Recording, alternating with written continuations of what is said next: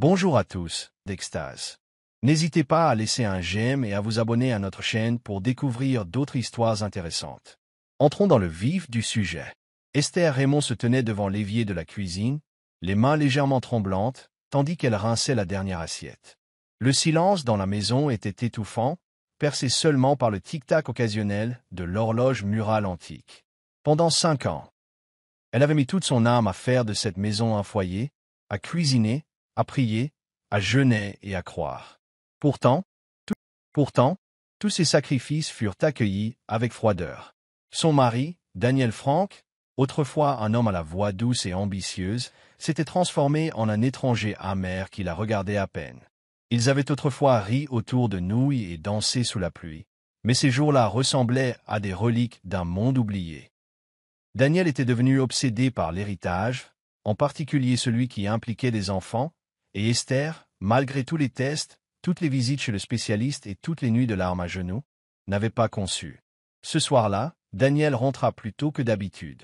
Il entra avec un étrange sourire narquois, pas un mot de bienvenue, et déposa une enveloppe sur la table à manger. Esther s'essuya les mains et s'approcha lentement, son cœur fit un bond. « Qu'est-ce que c'est » demanda-t-elle d'une voix tremblante. Daniel ne soutint pas son regard. « Les papiers du divorce. » Il répondit catégoriquement. « Tu es stérile, Esther. J'ai besoin d'une vraie famille, pas de ça. » Les mots la transpercèrent comme du verre. Elle serra sa poitrine en essayant de respirer. Ses lèvres s'entr'ouvrirent, mais aucun son ne sortit. « Je suis resté assez longtemps par pitié. » Il a ajouté que tu pries vite. Mais rien ne change, Dieu ne t'écoute pas, Esther, et j'en ai fini de faire semblant. Il s'est dirigé vers la porte, et s'est arrêté. Diana ne me laisserait jamais perdre 5 ans à attendre un miracle. Elle est tout ce que tu n'es pas, jeune fertile en vie sur ce. Il est parti. Esther s'est effondrée sur le sol. Les larmes trempant l'ourlet de sa robe, l'homme qu'elle aimait, l'homme qu'elle servait avec dévotion, l'avait réduite à un échec à ses yeux, seule dans cette maison creuse entourée de souvenirs et de silence. Esther a pleuré jusqu'à ce que l'horloge sonne minuit et que personne ne revienne la chercher. Le luxueux penthouse surplombant les toits de la ville sentait les bougies parfumées au jasmin et le cuir italien, tout ce que Diana Bernard aimait. Elle s'est allongée paresseusement sur la chaise longue en velours dans une robe de soie, regardant les lumières vacillantes de la circulation loin, en contrebas, quand Daniel Frank a franchi la porte. Une valise à la main et un sourire aux lèvres. Elle souriait comme une femme qui savait qu'elle avait gagné. Il t'a fallu assez de temps. Elle ronronna en se levant pour le saluer avec un baiser qui ne laissait aucun doute sur son contrôle. Daniel laissa tomber la valise, prit son visage dans ses mains et soupira avec un faux soulagement. C'est fini. Elle a signé, je suis libre maintenant. Il annonça comme si chier sur sa femme n'était rien de plus que de se débarrasser d'une vieille chemise. Diana, une ancienne publiciste de mode aux pommettes saillantes et aux instincts encore plus aiguisés, connaissait Daniel depuis un peu moins d'1 an. Ils s'étaient rencontrés à un cocktail d'entreprise. Elle portait du rouge. Il portait du regret, et dès l'instant où elle avait complimenté ses boutons de manchette, elle est devenue son échappatoire. Contrairement à Esther, Diana n'a demandé ni prière ni patience. Elle a offert des frissons rapides, des rires confiants et des promesses d'air qui n'avaient même jamais été vérifiées. Pour Daniel, c'était suffisant. Il a cru ses paroles parce qu'elles correspondaient à ses désirs.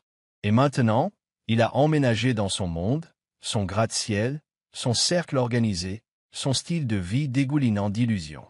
Les jours qui ont suivi ont été trempés dans la décadence. Diana a organisé des dîners avec des fontaines à champagne, a invité des influenceurs et des amis de fonds fiduciaires et s'est assurée de mentionner la richesse de Daniel dans chaque présentation. Elle construisait quelque chose. Sa marque, son image, son ancrage dans la société d'élite, et Daniel était son ticket d'or. Il a payé les factures, mais Diana a tiré les ficelles. Elle l'a aidé à mettre à jour sa garde-robe, à renommer sa présence sociale et à tranquillement semer le doute dans son esprit quant à l'expansion de son entreprise sans distraction. Avec Esther hors de vue, Daniel se sentait comme un homme renaissant. Mais ce qu'il n'a pas vu, ce qu'il a refusé de voir, c'est qu'il n'avait pas gagné de partenaire. Il avait gagné un parasite qui souriait doucement tout en calculant chaque centime et chaque pas. Et tandis qu'elle lui versait un autre verre le soir, les yeux de Diana ont clignoté, non pas avec amour, mais avec avidité. La pluie tombait à un rythme régulier, froide et impitoyable, trempant les vêtements d'Esther alors qu'elle était assise recroquevillée sous un abribus rouillé près de la 5e et de Thorn Avenue. Elle serrait sa Bible usée contre sa poitrine comme une armure, ses pages légèrement déchirées et striées d'eau par la tempête. Mais toujours intacte, ses chaussures étaient éraflées, sa robe affaissée par l'humidité et sa peau tremblait d'exposition, mais ses lèvres continuaient de bouger, chuchotant des versets silencieux à travers des dents tremblantes autour d'elle. La ville avançait dans l'indifférence, talons claquant sur le trottoir, klaxons hurlant, rire débordant des parapluies. Personne ne savait que la femme assise près du drain était autrefois une épouse, autrefois le monde de quelqu'un, maintenant jeté comme un déchet, et pourtant ses yeux restaient levés bien qu'il m'ait encore tué. Est-ce que je lui ferai confiance? Murmura-t-elle en écartant des mèches de cheveux mouillés de son visage. Elle n'avait pas mangé depuis 2 jours. Les petites économies qu'elle avait mises de côté avaient été dépensées pour une chambre de motel la première nuit après le divorce. Après que Daniel l'ait enfermée hors de leur maison avant qu'elle ne puisse rassembler ses affaires. Elle n'avait pas riposté. Elle n'avait pas crié. Elle était simplement partie, trop brisée pour lutter contre la cruauté. Sans nulle part où aller, sans travail et sans famille dans cette nouvelle ville. Elle s'est tournée vers la seule chose qu'elle ait jamais connue qui n'ait pas failli à sa prière. Elle a prié sous les ponts, sur les bancs des parcs et dans les stations de métro abandonnées. Chaque nuit était plus froide que la précédente, mais chaque nuit, elle se retrouvait à s'accrocher plus fort à l'espoir, non pas pour la richesse, ni même pour la justice, mais simplement pour la paix, celle que seul le ciel pouvait donner. Une femme est passée cet après-midi-là, tenant la main d'un enfant et un sac de courses. Elle s'est brièvement arrêtée, regardant Esther avec pitié, puis lui a tendu une barre de céréales et un sourire avant de se dépêcher. C'était le seul acte de gentillesse elle l'avait reçu en quelques jours, et Esther baissa la tête en signe de gratitude tandis qu'elle ouvrait l'emballage et murmurait un doux « Merci Seigneur ». Une ombre tomba sur elle. Elle leva lentement les yeux, plissant les yeux contre les gouttelettes, et vit la silhouette d'un homme grand dans un trench-coat. Il lui tendit un parapluie noir pour la protéger de l'averse. « Tu vas attraper la mort ici. » Il dit doucement. Esther cligna des yeux. L'homme n'avait pas l'air d'un étranger, il y avait quelque chose de doux dans ses yeux, quelque chose d'inconnu dans ce monde froid de la compassion, mais avant qu'elle ne puisse parler. Il tendit un mouchoir blanc et offrit un sourire silencieux. « Laisse-moi t'aider, Kingsley. » Evans n'avait jamais pris cet itinéraire auparavant. Son chauffeur habituel, Paul, était en congé, et il avait insisté pour tenir le volant lui-même. Ce matin-là, la pluie était incessante, brouillant la ville en une aquarelle grise de bâtiments et de phares. Mais Kingsley manquait de solitude. Cela l'aida à penser à sa prochaine entreprise, les batailles de la salle de conseil à venir et l'empire qu'il avait construit à partir de zéro. Mais alors qu'il approchait du feu rouge près de Thorn Avenue, quelque chose attira brusquement son regard vers la droite là, sous le cadre d'un abribus tordu. Une femme était agenouillée sur le trottoir froid, trempée, les mains levées dans une prière. Silencieuse, elle tremblait, fragile, pourtant quelque chose dans sa posture parlait de la force de la foi. Enveloppée dans une dignité en lambeaux, il ralentit la Bentley et se gara à côté du trottoir, ses doigts hésitants sur le contact. Ce n'était pas quelque chose qu'il faisait habituellement. Kingsley était un homme structuré et sûr de lui, avec un passé qui lui avait appris à faire confiance à peu de gens. Mais cette femme était différente, elle ne suppliait pas, elle ne criait pas, elle s'était rendue. Et d'une certaine manière, cela le déstabilisa. Il sortit, parapluie à la main, ignorant la rafale de vent qui tirait sur son manteau. Il s'approcha d'elle, la tête levée lentement. Leurs regards se croisèrent et pendant un bref instant, la pluie disparut, la rue disparut et tout ce qui resta fut la reconnaissance silencieuse de la douleur et de l'espoir se heurtant dans un regard. « Madame, » dit-il doucement d'une voix riche de sincérité. « Vous allez bien ?» Elle hocha faiblement la tête, bien que tout en elle dise le contraire. Elle murmura, « Dieu est avec moi. » La façon dont elle le dit, si sûre, si inébranlable, fit serrer la poitrine de Kingsley. Il ne connaissait pas son nom, il ne connaissait pas son histoire. Mais quelque chose lui disait qu'elle n'avait pas sa place dans la rue. Sans poser d'autres questions, il retira son manteau et le drapa sur ses épaules. « Viens avec moi. » Il lui proposa. « J'ai un endroit chaud et sur pas d'attente, juste de l'aide. » Esther le regarda hésitante, son instinct méfiant. Mais son esprit s'agita. Après un battement de cœur, elle hocha la tête et alors que Kingsley la conduisait doucement à sa Bentley, la protégeant avec le parapluie, il n'avait aucune idée qu'il venait d'ouvrir la porte, non seulement de sa voiture, mais d'une interruption divine qui changerait tout ce qu'il pensait savoir sur la grâce, l'air chaud à l'intérieur de l'aile des invités du Domaine de campagne de Kingsley Evans était un contraste bienvenu avec le froid mordant qu'Esther venait d'endurer. Elle était assise tranquillement près de la cheminée crépitante enveloppée dans l'une des couvertures en laine les plus douces qu'elle ait jamais touchées. Ses yeux parcouraient la pièce non pas par peur, mais par incrédulité. Les murs étaient ornés de peintures à l'huile originale, les meubles somptueux et royaux sans être criards, mais rien dans le comportement de Kingsley ne correspondait à la grandeur des environs. Il l'avait conduite là-bas lui-même sans une seule fois mentionner qu'il n'était pas une once de fierté, aucune suggestion qu'elle était maintenant assise à l'intérieur de la maison de l'un des magnats de l'immobilier les plus puissants du pays. À Esther, c'était juste un homme gentil, aux yeux doux, courtois et étonnamment calme. Kingsley se tenait dans la pièce voisine, la regardant à travers le reflet en verre d'une porte d'armoire. Il avait choisi de ne pas révéler son identité pour des raisons que même lui ne pouvait pas pleinement articuler. Peut-être était-ce son humilité. Peut-être était-ce la façon dont elle priait sous la pluie, comme si les cieux l'écoutaient encore.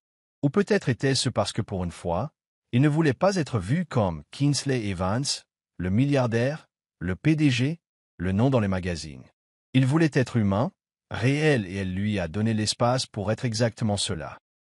Le dîner sera bientôt prêt. Il a dit en entrant avec un doux sourire.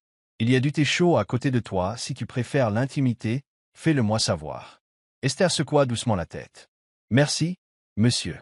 Il marqua une pause.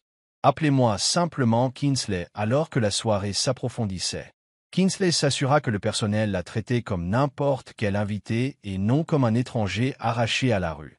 Il ne donna aucun ordre pour intimider ou impressionner. Il parla peu de lui-même, redirigeant doucement la conversation vers ses besoins, son confort, sa paix. Esther ne lui demanda jamais comment il pouvait se permettre un endroit comme celui-ci.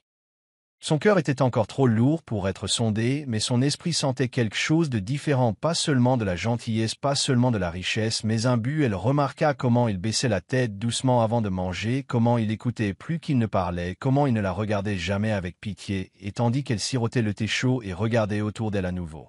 Elle remercia silencieusement Dieu non pas pour le luxe, mais pour la miséricorde. Elle ne savait pas qui était vraiment Kingsley, mais elle savait que Dieu ne l'avait pas oublié. Le Pontouse était inhabituellement calme ce matin-là. À l'exception du doux bourdonnement de la climatisation centrale et des klaxons occasionnels de la ville en contrebas, Daniel se réveilla du sommeil avec un sourire satisfait, les bras tendus sur les draps de satin, se prélassant encore dans la lueur d'une autre nuit luxueuse, mais le lit à côté de lui était froid et vide. Diana, appela-t-il d'une voix groggy. Mais il n'y eut pas de réponse. Il jeta la couette de côté et marcha pieds nus sur le sol en marbre, s'attendant à la trouver dans la cuisine ou peut-être se prélassant sur la terrasse avec son verre habituel de rose du matin. Au lieu de cela, ce qui l'accueillit fut le silence et quelque chose de bien plus discordant. Les portes de la terrasse étaient ouvertes.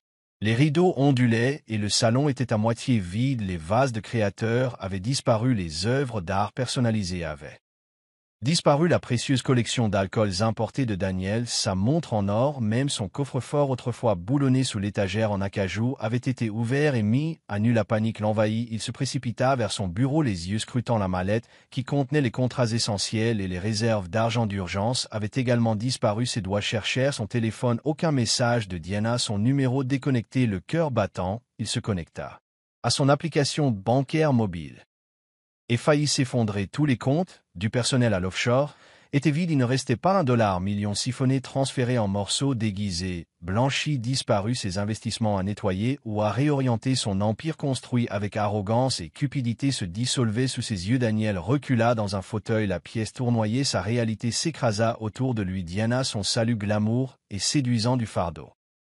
Il a appelé une fois une femme qu'il avait jouée comme d'un violon, pas d'argument, pas d'avertissement. Juste disparu, un dernier adieu élégant d'une femme qui n'avait jamais aimé que son argent. Sur la table à manger en verre, où il partageait autrefois du vin cher, se trouvait un seul objet, une tache de rouge à lèvres, une note avec 5 mots cruels griffonnés en cursive. Merci pour tout, chérie. C'était ça, pas de retour, pas d'explication. Et juste comme ça, Daniel Frank, l'homme qui s'était autrefois moqué de la foi d'une épouse fidèle, se tenait maintenant au milieu de sa maison éventrée, cambriolé, trahi et abandonné sans laisser de traces. Le soleil du matin filtrait doucement à travers les grandes baies vitrées de l'aile des invités, illuminant les draps immaculés et les doux rideaux bleus d'une teinte dorée. Esther se réveilla au parfum du thé à la lavande et d'une note soigneusement pliée posée sur la table de nuit. « Quand tu seras prêt, rejoins-moi dans le jardin et de Kingsley. » Elle cligna lentement des yeux, momentanément désorientée par le confort d'un vrai lit. Quelque chose. Elle ne s'était pas sentie depuis des semaines. Après s'être habillée des vêtements simples mais élégants qui lui restaient, un pantalon doux et un pull crème chaud, elle traversa une série de couloirs silencieux, s'émerveillant de l'élégance calme de la maison. Chaque recoin murmurait de la richesse, mais aussi de la retenue. C'était riche, oui, mais pas bruyant. Un reflet de l'homme qu'elle commençait à observer de plus près. Le jardin de l'Est était une douce explosion d'ordre et de couleurs, des rosiers, des haies taillées et un chemin pavé qui entourait une grande fontaine en marbre. Kingsley se tenait près d'une table en fer forgé, un dossier à la main et un sourire chaleureux qui laissait entendre quelque chose de plus qu'un simple petit déjeuner. « Tu as bien dormi. » J'espère qu'il a demandé en lui tirant une chaise. « Oui, merci encore. Je suis bouleversé. » Elle répondit honnêtement. Il hocha la tête en glissant le dossier vers elle. « Je veux t'offrir quelque chose, Esther, pas la charité, mais une opportunité. » Elle ouvrit lentement le dossier, les yeux écarquillés par la brochure soignée glissée à l'intérieur. C'était le pack de bienvenue de Vanna Luxe, l'une des plus prestigieuses entreprises de design de maisons de luxe de la ville. Son nom était imprimé sur une carte d'identité temporaire. J'ai parlé au responsable des ressources humaines de l'entreprise. Kingsley continue. Il y a un rôle de liaison créative ouvert. Tu as le sens de l'harmonie. Je peux le voir. J'aimerais te recommander. Esther était stupéfaite, mais je n'ai aucune formation en design. J'étais femme au foyer, je n'ai aucune certification. Non, sa voix s'éteignit, et Kingsley se pencha doucement en avant. Ce que tu as traversé cette endurance tranquille, cette fois t'as façonné d'une manière qu'aucun diplôme ne pourrait. Tu sais comment créer le calme. C'est ce que nous vendons, des maisons qui respirent la paix. Tu peux apprendre le reste. Ses doigts tremblaient lorsqu'elle toucha la carte. Quelque chose changea en elle, quelque chose qu'elle n'avait pas ressenti depuis longtemps, de la valeur, non pas parce qu'un homme la validait, mais parce que quelqu'un avait vu au-delà de sa brisure et trouvé quelque chose de entier. Elle ne savait pas qui était vraiment Kingsley, mais elle hocha lentement la tête, les larmes aux yeux, puis « J'accepte », murmura-t-elle. Je veux recommencer. Le SUV noir glissa à travers des routes de campagne sinueuses bordées de rangées interminables de vignes qui scintillaient sous le soleil de l'après-midi. Esther était assise sur le siège passager, ses mains soigneusement jointes sur ses genoux, absorbant silencieusement la beauté qui se déployait devant elle. Ce n'était pas seulement la terre. C'était un héritage. Le domaine viticole tentaculaire s'étendait sur des centaines d'hectares comme une toile vivante, chaque centimètre soigneusement cultivé. Lorsqu'ils atteignirent les portes, une barre de fer avec des accents dorés et un petit emblème. Elle ne l'avait pas remarqué avant que son souffle ne s'arrête. Vignoble Evans, il était écrit. Kingsley ne dit rien, il sourit simplement lorsque les portes s'ouvrirent automatiquement et que la voiture s'engagea dans une allée bordée d'arbres en fleurs et de statues. Ils s'arrêtèrent devant une superbe villa de style méditerranéen nichée au cœur du domaine. Elle se dressait haute et sereine, entourée de jardins, de jeux d'eau et de balcons qui surplombaient la vaste vallée du vignoble. Ceci est à vous, demanda Esther en sortant lentement tandis qu'une brise soulevait ses boucles. Kingsley hocha la tête avec désinvolture en lançant les clés à un préposé en attente. Une des premières choses que j'ai construites de mes propres mains. Enfin, avec beaucoup de mains. Il ajouta avec un petit rire, je pensais qu'il était temps que tu vois ce que je fais quand je ne distribue pas de parapluie sous la pluie. Lui, à moitié stupéfaite, à moitié curieuse. Pour la première fois, son monde commençait à se révéler, non pas en mots, mais en preuve vivante. Il lui fit visiter des caves à vin remplies de bouteilles valant plus que le revenu annuel de la plupart des gens, à travers des serres regorgeant de fleurs rares. Dans un solarium au plafond de verre où des artistes peignaient des scènes de la vallée sur commande, chaque pas décollait une autre couche de l'opulence tranquille de Kingsley. Pourtant, il ne s'est jamais vanté que tout cela ne signifie rien. Il dit en faisant un geste vers la grandeur, si elle ne peut pas servir un but plus grand. À ce moment-là, alors qu'il se tenait sur le balcon à regarder le soleil plonger derrière les collines, Esther réalisa la gravité de l'endroit où elle se trouvait, non seulement physiquement mais dans la vie. Des rues à un palais, mais plus encore du désespoir au destin. Le monde de Kingsley n'était pas construit pour l'impressionner. Il s'agrandissait lentement et prudemment pour l'inclure, et pour la première fois, elle ne se sentait pas comme une visiteuse mais comme quelqu'un qui avait été attendu depuis le début. Le vignoble était calme ce soir-là, À l'exception du doux bruissement des feuilles de vigne se balançant dans la brise et du chant occasionnel des cigales cachées dans les haies. Esther était assise sous une pergola drapée de glycine, un carnet de croquis sur ses genoux, essayant d'esquisser un plan de conception pour l'un des prochains lots de maisons d'un Vandalux. Elle n'avait pas remarqué l'approche de Kingsley jusqu'à ce que cette ombre tombe doucement sur sa page. « Vous avez choisi l'endroit parfait. » Il dit en posant 2 tasses de tisane sur la table en pierre à côté d'elle. « C'est mon endroit préféré de tout le domaine. » Esther sourit doucement en posant son crayon. « C'est paisible, presque sacré. » Kingsley hocha la tête en signe d'accord, mais il y avait un calme plus profond dans ses yeux ce soir-là. Un calme qui tirait sur quelque chose de non dit. Il prit place à côté d'elle, les doigts vaguement entrelacés, fixant non pas la vue mais elle. Il y eut un moment de silence long et rempli de mots non dits. Puis finalement Kingsley expira à Esther, commença-t-il à voix basse et prudente. « Sais-tu ce que j'ai vu le jour où je t'ai trouvé sous cet abri ?» Elle leva les yeux, perplexe, mais écoutant. « J'ai vu quelqu'un que la plupart des gens auraient ignoré, mais tu n'étais pas brisé, tu étais ancré, et j'ai réalisé que j'avais besoin de quelqu'un comme ça dans ma vie plus que jamais d'un autre accord, d'une autre distinction. » Esther cligna des yeux, sa poitrine se serrant légèrement.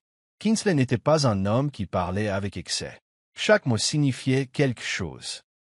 Chaque pose avait du poids. J'ai déjà vu la beauté avant.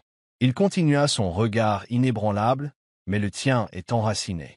Il ne s'estompe pas sous la pluie ou le rejet, et plus je passe de temps avec toi, plus je réalise que ce n'est pas seulement ta force que j'admire, c'est ta foi, ton silence, ton intégrité.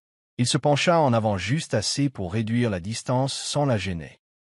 Je n'avais jamais eu l'intention que cela arrive, mais je ne peux plus l'ignorer, Esther, je t'admire profondément. Elle baissa les yeux.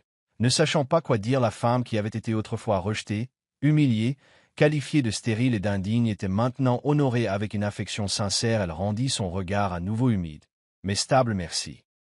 Elle murmura, mais j'ai besoin de temps. Kingsley hocha la tête avec compréhension. Prends tout le temps dont tu as besoin, j'attendrai. Et sur ce, il se leva et retourna vers la villa, ne laissant derrière lui pas de pression.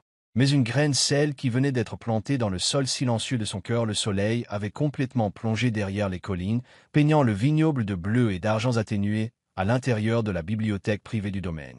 Un feu crépitait doucement.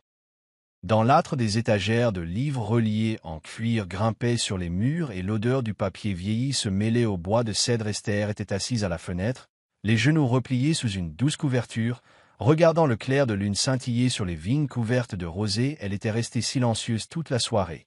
Rejouant les mots de Kingsley de plus tôt, il raisonnait avec sincérité mais ne portait aucune exigence. Juste une vérité brute et ouverte. Une partie d'elle voulait s'enfuir, incertaine si son cœur était vraiment guéri de la cruauté de Daniel. Mais une autre partie, la partie la plus profonde et la plus sage, sentait quelque chose l'ancrer à cet homme qui n'avait jamais essayé de la réparer mais avait plutôt choisi de la voir. Kingsley entra dans la pièce en silence, quelque chose dans son dos. Il n'a pas parlé tout de suite, il s'est simplement dirigé vers le piano à queue dans le coin de la bibliothèque et a commencé à jouer une douce mélodie, douce et pleine d'émotion comme quelque chose murmuré entre les étoiles. Esther se tourna lentement, surprise de voir ses mains se déplacer sur les touches avec une aisance pratiquée. « Tu joues ?» elle a demandé. Doucement, il a souri en continuant. « Pas souvent seulement, quand je veux dire quelque chose, quand la note finale s'est estompée. » Il s'est levé et s'est approché d'elle tenant maintenant une petite boîte noire. « Je ne voulais pas faire ça comme tout le monde, pas de foule, pas de flash d'appareil photo, pas de dîner somptueux, juste nous et le silence. » Il s'est agenouillé à côté d'elle, non pas sur un genou dans la grandeur, mais ancré les yeux dans les yeux, âme contre âme. « Esther Raymond, il a commencé voix basse et stable, tu as redéfini la force pour moi, tu m'as rappelé à quoi ressemble la grâce, tu m'as appris que la foi n'est pas bruyante. C'est cohérent. Je ne sais pas où ton voyage te mènera ensuite. Mais s'il y a de la place, je serais honoré de marcher à tes côtés. » Il ouvrit la boîte pour révéler une bague simple et élégante avec une perle nichée entre 2 diamants. Ce n'était pas le prix qui frappait Esther. C'était la pensée. Les perles étaient nées de la douleur et pourtant elles sont devenues quelque chose de beau. Ses lèvres tremblaient tandis qu'elle le regardait. Sa voix était à peine audible. « Tu ne m'as pas sauvé, Kingsley. » Tu m'as vu. Une larme coula sur sa joue tandis qu'elle hochait la tête. Oui. Et dans le silence tranquille de cette bibliothèque, sous le poids de tout ce qui n'était pas dit, leurs âmes s'alignaient, non pas dans le spectacle, mais dans la vérité. Le titre est tombé juste après. L'aube, une femme mystérieuse aperçue avec le milliardaire Kingsley Evans dans un domaine privé. Le mobile est-il enfin retiré du marché? Au milieu de la matinée, le visage d'Esther était placardé dans les principaux médias. Les photos prises par un drone intrus l'ont capturé debout à côté de Kingsley sur le balcon du vignoble, sa main posée légèrement sur son bras, la lumière du soleil projetant une douce lueur sur eux. Elle portait une robe ivoire fluide, empruntée à la garde-robe du domaine, et bien qu'il n'y ait pas eu d'annonce, aucune bague visible à son doigt, l'image en disait long. Les journalistes et les blogueurs potins se sont jetés sur elle, spéculant sans fin. Qui était-elle? D'où venait-elle? Était-ce un mariage discret? Une liaison? Un arrangement commercial? Internet a explosé de théories, de mèmes et d'admiration de la part de curieux qui n'avaient jamais vu Kingsley avec quelqu'un de proche d'une relation amoureuse. À l'intérieur du domaine, l'atmosphère a changé. Le personnel chuchotait doucement, les téléphones sonnaient sans cesse. Les paparazzis ont commencé à s'aligner aux portes lointaines comme des loups encerclant leur proie. Esther était assise dans le salon, les mains serrées fermement, courant fort non pas par honte, mais par incrédulité. Son passé avait été fait d'invisibilité, d'années passées inaperçues, négligées, mises de côté comme stériles et indignes. Maintenant, sa présence attirait l'attention internationale simplement parce qu'elle se tenait à côté d'un homme riche. Elle se tourna vers Kingsley qui était assis calmement à côté d'elle, consultant une tablette pleine de mets. « Je suis désolé. » Elle murmura que la culpabilité s'insinuait dans sa voix. « Je ne voulais pas que cela arrive. Je n'ai rien demandé de tout cela. » Kingsley posa la tablette et prit ses mains dans les siennes. « Esther me regarde. » Elle l'a fait. « Tu n'as rien fait de mal. » Le monde est curieux parce qu'il voit quelque chose de rare, pas un scandale, pas un spectacle, mais un homme de statut qui choisit quelque chose de réel. Laisse-les parler. Sa voix était rassurante, ancrée dans la réalité. Tu ne connais pas leur réponse. Tu te dois la paix. Il appela son chef de la sécurité et son équipe juridique, leur demandant de garantir la confidentialité sans agression. Il refusa de laisser le monde extérieur déformer quelque chose d'aussi sacré. Bien qu'Esther fût secouée, elle se tint debout avec une grâce tranquille. Elle ne s'enfuirait pas. Elle ne se cacherait pas si son histoire faisait maintenant la une des journaux. Alors, que le monde voie à quoi ressemblait la foi lorsqu'elle s'épanouissait enfin dans la lumière. L'avis d'expulsion était accompagné du lever du soleil agrafé à la porte en acajou que Daniel avait fièrement revendiqué comme l'entrée de son sanctuaire en attique. Il avait ignoré les agents de recouvrement, croyant que tout cela n'était qu'un malentendu temporaire, que Diana reviendrait et que les fonds manquants faisaient partie d'un plan d'investissement intelligent. Elle a négligé d'expliquer, mais maintenant, alors que deux officiers au visage sévère se tenaient sur le seuil flanqué de la sécurité du bâtiment, la réalité s'est brisée comme une brindille sèche. « Vous avez 30 minutes, » a dit l'un d'eux catégoriquement. Daniel fixait le document avec incrédulité. Son nom était là, gras et froid sous l'avis final estampillé en rouge. Le sol en marbre sous ses pieds était comme de la glace. Son empire, du moins ce qu'il en restait, s'effondrait, et Diana elle était. Tendance Internet avait transformé son humiliation en divertissement. Des hashtags comme le hashtag Diana la diva et le hashtag objectif du chercheur d'or ont illuminé toutes les plateformes. Des images de sécurité divulguées ont montré Diana partant avec 5 valises et une alerte bancaire offshore retentissant. Quelques minutes plus tard, un article intitulé « Du patron a révélé comment une maîtresse a rendu un millionnaire malheureux » a été partagé plus de 2 millions de fois en 12 heures. Le téléphone de Daniel a sonné sans arrêt. Les journalistes, d'anciens collègues et même les membres de sa famille. Il n'avait pas parlé depuis des années. Personne ne lui avait offert de sympathie.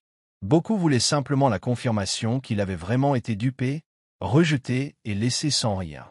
Il n'avait pas seulement perdu sa richesse, il avait perdu sa fierté, son image et le fragile fil de sa dignité.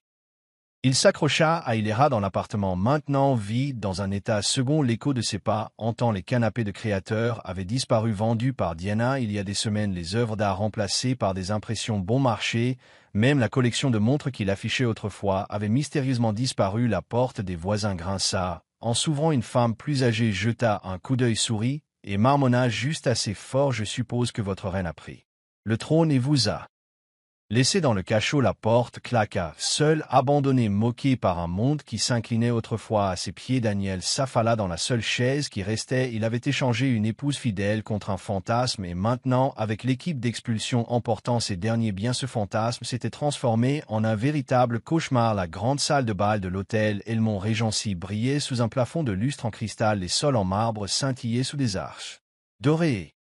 Chaque invité jonché de smoking sur mesure et de robes du soir qui murmuraient argent et influence. C'était le gala de charité annuel Silvercrest, un rassemblement réservé uniquement aux élites. L'effervescence dans l'air était électrique. La salle débordait de journalistes, magnats des affaires, célébrités et politiciens. Au fond, une bannière dorée était fièrement accrochée, célébrant le pouvoir, la philanthropie et le progrès. Daniel Frank se tenait maladroitement près d'eux.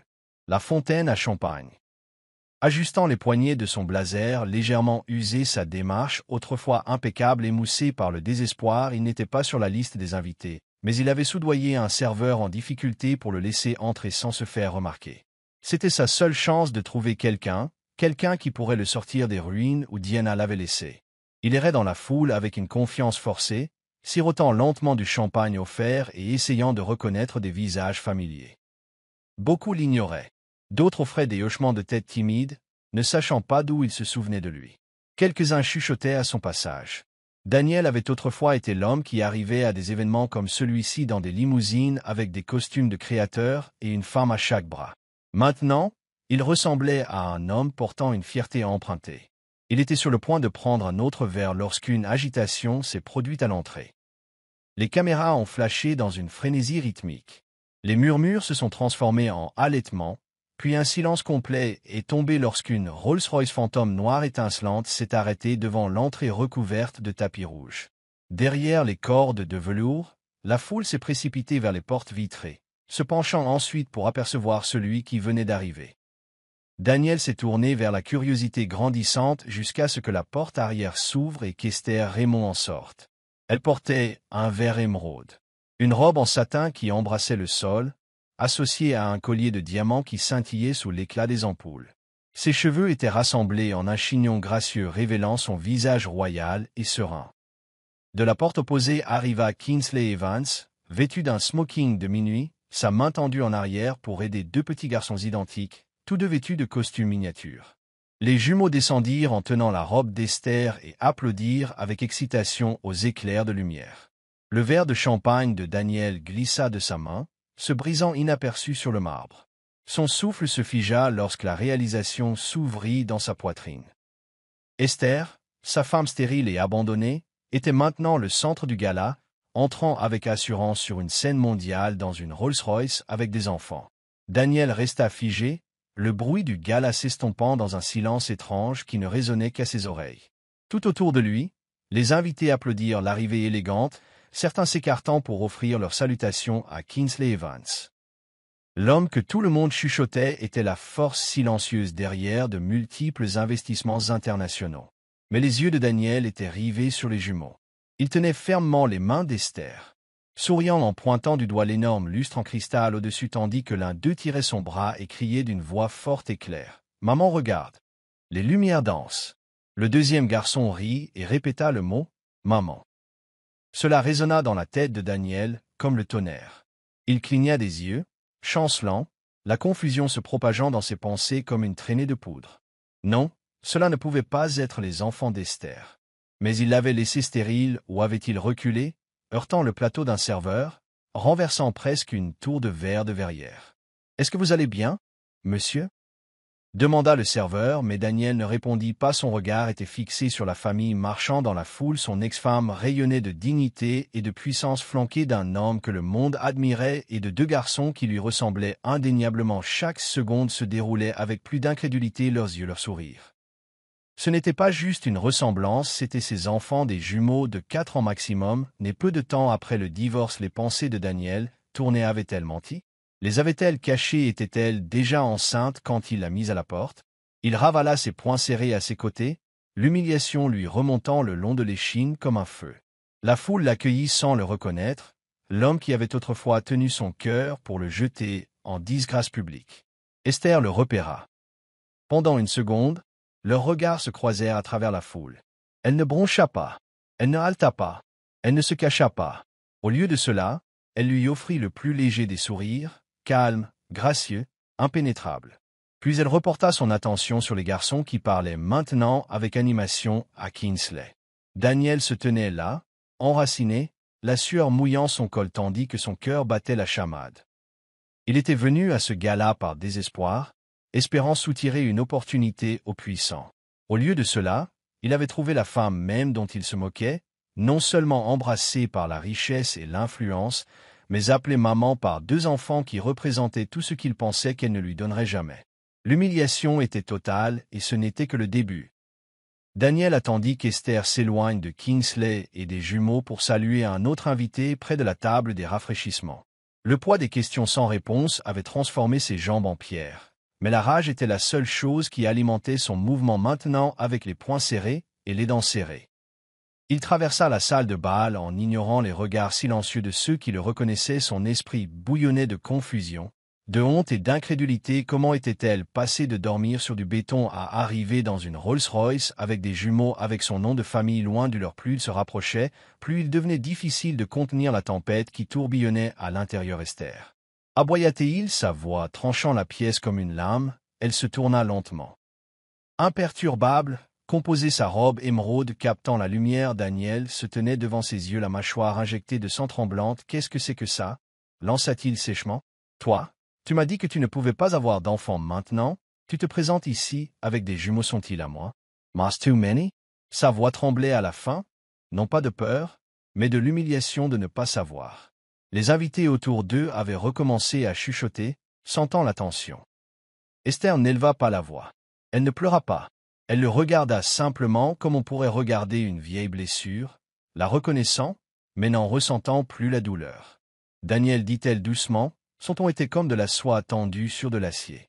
Tu n'as pas attendu assez longtemps pour le découvrir. Tu étais trop occupé à courir après ce qui brillait pour voir ce qui était sacré. Il se moqua, son visage rougit. Alors tu étais enceinte quand je t'ai quitté. Esther ne répondit pas. Elle n'en avait pas besoin. Au lieu de cela, elle jeta un bref coup d'œil vers le coin où Kingsley se tenait avec les garçons, puis reporta son regard sur Daniel. Je t'ai supplié d'être patient. Je t'ai dit que Dieu n'en avait pas fini avec nous, mais tu t'es moqué de ma foi, de mes prières, de moi. Elle a fait un pas de plus, non pas par confrontation, mais par clôture. Ce n'est pas un secret, c'est une promesse tenue, et je ne suis pas là pour te les expliquer. Elle s'est retournée lentement et est passée devant lui, ses talons résonnant en rythme parfait sur le sol en marbre d'agrément, attrapant son bras. Esther, s'il te plaît, j'ai tout perdu. Toi, tu es tout ce qu'il me reste. Elle s'est retournée, a regardé sa main sur son bras, puis a levé les yeux vers lui. Non, Daniel. J'étais tout ce que tu as jeté avec ça.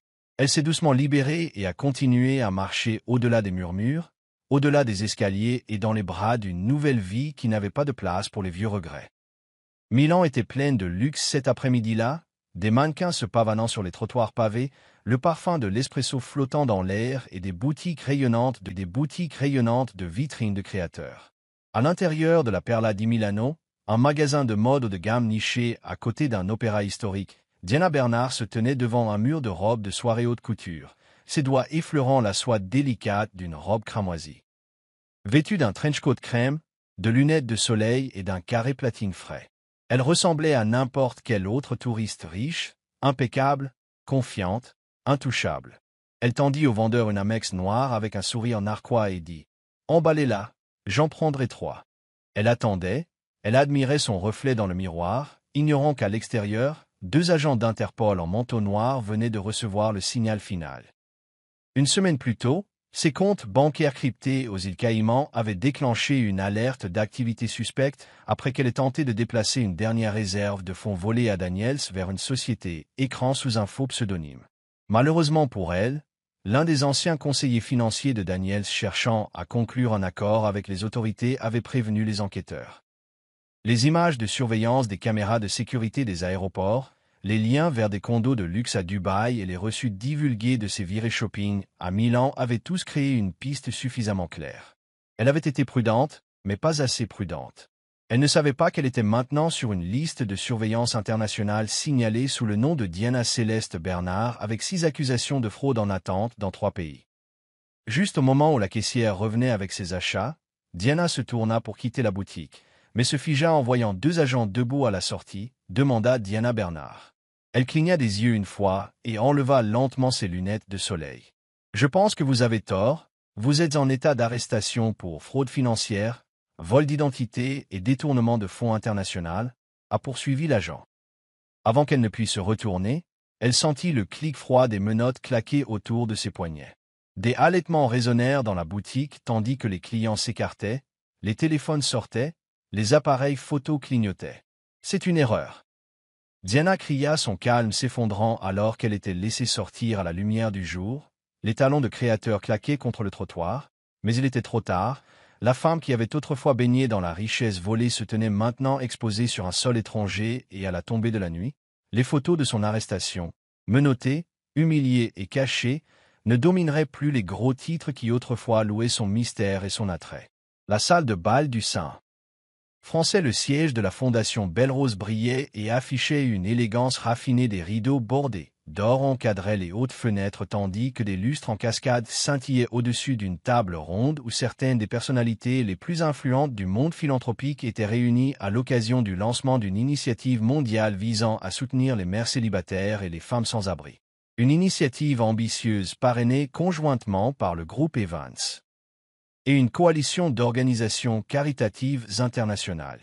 Le bout de la table était assis Kingsley Evans, calme et posé. Mais ce soir, tous les yeux n'étaient pas braqués sur lui. Ils étaient sur la femme se levant du siège à côté de lui, son équilibre inébranlable, son aura, incontestablement royale, alors qu'elle s'approchait du podium. Il y avait un silence de révérence, pas seulement de curiosité. Esther Evans se tenait droite dans une robe fourreau bleu marine, les épaules en arrière, le menton haut, sa présence imposante mais sereine, le nom joué devant elle disait Madame Esther Evans, codirectrice exécutive de Havenhoff Grèce, ce qui l'aurait autrefois terrifié en se tenant devant un panel de millionnaires et de décideurs politiques lui semblait désormais un objectif. Elle marqua une pause un instant avant de parler, ses yeux balayant la pièce il y a 5 ans. Elle commença à dire d'une voix ferme. « Je n'avais pas de maison, pas de carrière, pas de famille. On m'a traité de stérile, d'indésirable, d'abandonné. Je me suis agenouillé sous la pluie et j'ai prié non pas pour la richesse ou la vengeance, mais pour la paix. La salle est restée captivée, non pas par le théâtre, mais par la vérité dite clairement et puissamment. Ses mains sont restées vaguement jointes tandis qu'elle continuait. Je suis debout ici aujourd'hui, non pas parce que je me suis frayé un chemin jusqu'à un siège privilégié, mais parce que quelqu'un m'a vu là où j'étais et a choisi la compassion plutôt que la pitié. Cette fondation, cette initiative, vise à faire exactement cela pour chaque femme à qui on a dit qu'elle n'était pas suffisante, pour chaque enfant élevé dans le silence et la honte. Nous construisons des ponts vers la dignité. » Une douce vague de murmures a traversé les membres du conseil, plusieurs d'entre eux hochant la tête, visiblement émus. Elle a conclu, « Vous me voyez aujourd'hui comme l'épouse de Kingsley Evans. Mais avant cela, j'étais une femme brisée en public et guérie en secret. Ma vie est un témoignage que les promesses de Dieu n'expirent pas et que ce dessein peut renaître des cendres de l'humiliation. » Alors qu'elle retournait à sa place, des applaudissements ont éclaté, non pas par courtoisie, mais par Kingsley a tendu la main sous la table, sa fierté, sans mots, mais profonde. Esther n'avait pas seulement trouvé sa voix. Elle parlait maintenant pour des milliers de personnes. Les nuages gris étaient bas au-dessus de l'horizon de la ville, reflétant le poids dans la poitrine de Daniel Frank alors qu'il se tenait devant l'imposant siège du groupe Evans. Ses épaules autrefois confiantes étaient maintenant voûtées sous un manteau délavé et ses chaussures autrefois cirées comme un miroir étaient éraflées et usées. Il serrait l'enveloppe patinée dans sa main tremblante remplie de CV obsolètes, de relevés bancaires et d'une lettre. Il l'avait réécrite au moins 10 fois. Chaque fois, les mots avaient changé, mais la supplication restait la même. « S'il vous plaît, aidez-moi. » Il n'avait pas beaucoup dormi depuis que l'arrestation de Diana avait fait la une des journaux internationaux. Partout où il se retournait, il voyait des gros titres qui se moquaient de lui. Son nom était devenu synonyme de crédulité et de honte. L'appartement avait disparu. Ses comptes étaient bloqués. Personne de son passé ne lui rappelait. Il avait entendu des rumeurs selon lesquelles Esther, son ex-femme, celle qu'il avait qualifiée de stérile et d'inutile, co-dirigeait désormais une fondation caritative sous l'empire de Kingsley Evans. Il n'y croyait pas jusqu'à ce qu'il voie les photos du gala. Elle se tenait à côté de Kingsley comme si elle avait sa place là-bas, et pire encore, elle avait l'air heureuse, intouchable. Daniel avait passé des nuits à se convaincre. Elle l'accueillerait à nouveau s'il expliquait, s'excusait, suppliait. Qu'elle était toujours la femme d'église au cœur tendre qui offrait sa grâce même lorsqu'elle n'était pas méritée. Mais alors qu'il franchissait les portes tournantes et s'approchait de la réception, ses espoirs commencèrent à s'évanouir. La réceptionniste ne leva même pas les yeux. « Avez-vous un rendez-vous » demanda-t-elle, ennuyée. « J'ai besoin de voir Esther, s'il vous plaît, juste 5 minutes » supplia Daniel. « Elle me connaît, dis-lui que c'est Daniel Frank, son ex-mari. » La femme tapota son clavier, les yeux bougeant à peine. « Je suis désolé, Monsieur Frank, Madame Evans n'accepte pas les visites sans rendez-vous. Je te suggère d'envoyer un email à son bureau, s'il te plaît, murmura-t-il d'une voix brisée. Dis-lui juste que je suis désolé, que je n'ai rien, que je ne savais pas que Diana, monsieur. Une autre voix coupa dans la sécurité. Tu vas devoir partir maintenant. Il se tourna, le désespoir prenant le dessus sur la fierté, et éleva la voix. Esther, Esther, si tu es là, s'il te plaît, je suis désolé. J'ai besoin d'aide, mais sa voix fut engloutie par les murs imposants, le sol en marbre résonnant à chaque pas. Il fut tiré en arrière. Le personnel le regarda avec indifférence comme s'il était un autre homme troublé, perdu dans le tumulte de la ville, alors que les portes vitrées se fermaient derrière lui. Daniel se tenait sur le trottoir, les épaules affaissées, le vent tirant sur son manteau. Il était seul, complètement dévastateur, seul. L'homme qui se moquait autrefois d'elle dans la richesse mendiait maintenant dans la ruine, et personne, pas même la femme qu'il avait rejetée, ne se retourna pour écouter. Le hall du siège de Havenhof-Grèce scintillait de marbre poli et de ton terreux calme, un sanctuaire construit pour les femmes qui veulent un nouveau silence et une nouvelle honte. Il était tard dans la soirée et la plupart des membres du personnel étaient déjà rentrés chez eux, à l'exception de quelques-uns qui s'attardaient dans la salle de conférence. Esther et Vance se tenaient au bout du couloir, examinant la logistique d'une rénovation à venir du refuge, lorsqu'une réceptionniste s'est approchée, visiblement mal à l'aise. « Madame Evans » murmura-t-elle. « Il y a quelqu'un en bas. Il dit qu'il ne partira pas à moins de vous parler. » C'est Daniel Frank. Les yeux d'Esther ne s'écarquillèrent pas, son souffle ne s'arrêta pas, elle ferma simplement le dossier dans ses mains et hocha lentement la tête. « Envoie-le dans la cour, je le retrouverai là-bas seul dehors, sous les douces lumières des courts treillis couverts de lierre. » Daniel attendait, sa silhouette voûtée portait l'ombre de l'homme qui autrefois souriait à sa douleur. Il se retourna, au bruit de ses talons. Pendant un moment le silence s'étendit entre eux. Elle portait un tailleur gris doux, cheveux attachés en arrière-alliance scintillant sous les lumières. « Esther, dit-il d'une voix rauque brisée par l'émotion, s'il te plaît. Je suis désolé. Je ne suis pas venu par pitié. Je sais ce que j'ai fait. J'ai jeté la meilleure chose que j'ai jamais eue.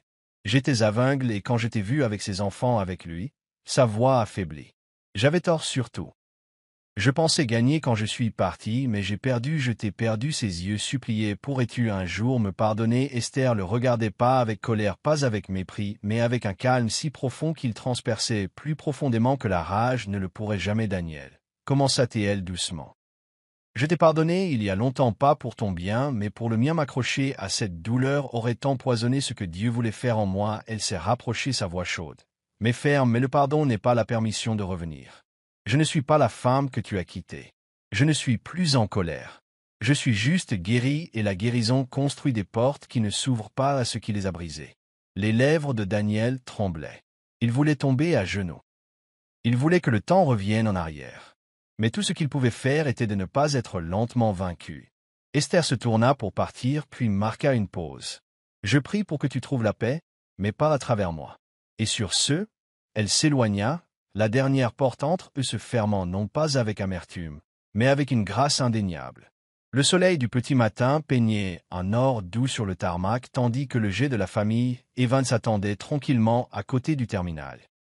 L'air était frais et vif, rempli de possibilités, tandis que Kingsley aidait les jumeaux à monter les marches de l'avion. Leur petit sac à dos rebondissait à chaque saut excité. Esther suivait derrière, un châle léger drapé sur ses épaules, son regard s'attardant un instant sur l'horizon. Il n'y avait pas de foule, pas de photographe, pas de discours d'adieu, juste la paix. Tout ce qu'elle pensait autrefois être la fin, le divorce, l'itinérance, la honte, s'était tranquillement transformé en une vie. Elle n'avait jamais imaginé maintenant, Ils quittaient la ville derrière eux en route pour un nouveau chapitre dans une région côtière où Kingsley avait obtenu une belle propriété au bord de l'eau et un nouveau siège pour l'expansion internationale de Haven of Grace à l'intérieur du jet. Les jumeaux ont rapidement pris place près des hublots, pointant du doigt les nuages et tirant joyeusement sur la manche de Kingsley. Esther s'est installée dans le siège en face d'eux, sa main reposant doucement sur le gonflement de son ventre, un autre secret qu'elle n'avait pas encore partagé avec le monde, un troisième enfant, une nouvelle promesse, celui qui n'est pas né du chagrin, mais de la restauration. Kingsley a attrapé sa main et a entrelacé ses doigts avec les siens. « Êtes-vous prêt ?» il demanda d'une voix basse et tendre. Esther se tourna vers lui et sourit non seulement avec ses lèvres, mais de toute son âme. « Je n'ai jamais été aussi près de ma vie. » Les moteurs s'allumèrent et l'avion commença à rouler vers la piste, tandis que le passé s'estompait derrière eux comme des ombres se retirant de la lumière. L'avion décollait de la ville en contrebas, sa douleur et son histoire se repliaient au loin. Esther regarda en silence les larmes qui lui montaient aux yeux, non pas de chagrin, mais de gratitude. Son histoire n'était plus une tragédie.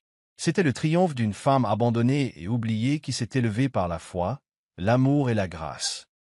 Le chapitre de Daniel était terminé depuis longtemps et la scène finale de Diana s'était déroulée loin des pages de sa vie. Ce qui restait maintenant était l'avenir ouvert, vaste et informe, avec la main de Kingsley dans la sienne, le son du rire de leur fils derrière elle et une nouvelle vie grandissant en elle. Esther Evans se pencha en arrière dans son siège, le cœur plein. Elle avait été brisée, mais maintenant elle était entière et elle était enfin libre. C'est la fin de l'histoire. Qu'avez-vous appris sur l'histoire? Veuillez laisser un like et vous abonner à notre chaîne pour des histoires plus intéressantes. Merci d'avoir regardé.